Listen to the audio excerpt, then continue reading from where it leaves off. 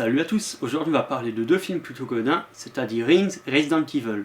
Et si j'ai choisi de parler de ces deux films, c'est parce que Resident Evil n'est pas un film uniquement basé sur la peur, mais lui au moins réussit à faire peur. Resident Evil Final Chapter réalisé par Paul W.S. Anderson et The Rings est réalisé par Javier Gutiérrez. Le premier gros problème de The Rings c'est déjà sa musique qui est beaucoup plus épique qu'angoissante.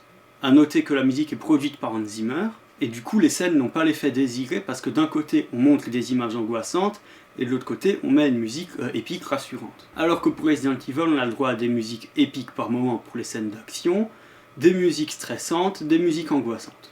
Ensuite, pour ce qui est de la réalisation dans Resident Evil, Paul W.S. Anderson se renouvelle et reste néanmoins efficace. Alors que dans The Rings, il y a franchement deux scènes où la réal est à peu près à un niveau.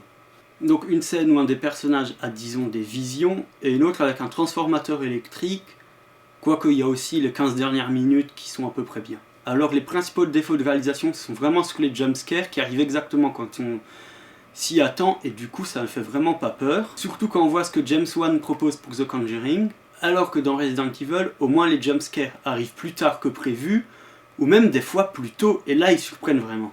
Ensuite, pour The Rings, on peut parler de l'ambiance qui est liée à la musique, donc les ambiances ne font pas peur, alors qu'en voyant les images, on sait qu'on devrait avoir peur. Et au moins pour Resident Evil, c'est à peu près travaillé.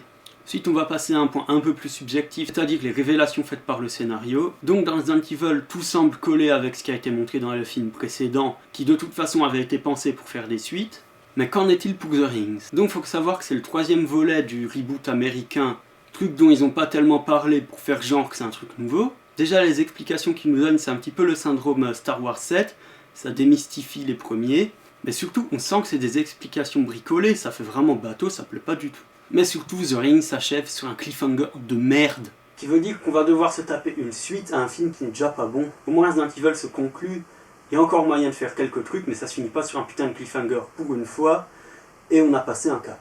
Ah, en conclusion, n'allez pas voir The Ring, c'est une merde. Et en plus, à vouloir tout expliquer, il va vous gâcher les premiers. Et n'allez pas le voir, comme ça le film ne fera pas de gros résultats au box-office, on évitera peut-être une suite. Pour ce qui est de Resident Evil, si les films précédents vous ont plu, alors celui-là devrait faire l'affaire, mais sinon c'est pas celui-là qui va vous convaincre. Voilà, c'était mon petit coup de gueule, parce qu'un film qui n'est pas vendu que sur l'horreur réussit beaucoup plus à faire peur qu'un film totalement basé là-dessus, et c'est inadmissible. Moi je vous dis à plus.